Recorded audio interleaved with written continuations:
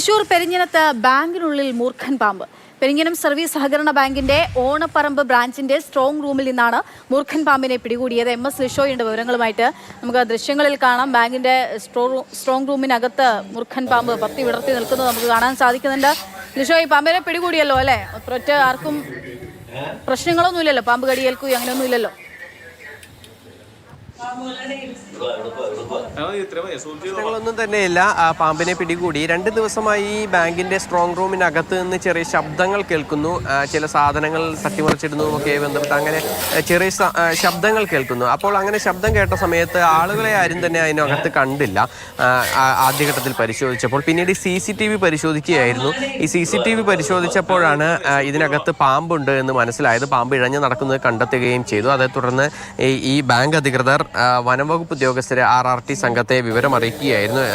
ഇതിനെ തുടർന്ന് ചാലക്കുടി ഫോറസ്റ്റ് സ്റ്റേഷനിലെ RRT അംഗം അൻസാരി അവിടേക്ക് എത്തുകയും ഈ പാമ്പിനെ പിടികൂടുകയും ചെയ്തു. പാമ്പിനെ പിന്നീട് ഈ മറ്റൊരു സ്ഥലത്തേക്ക്, അതായത് ആൾ താമസമൊന്നും തന്നെ ഇല്ലാത്ത ഇടത്തേക്ക് തുറന്നു വിടുകയും ചെയ്തു.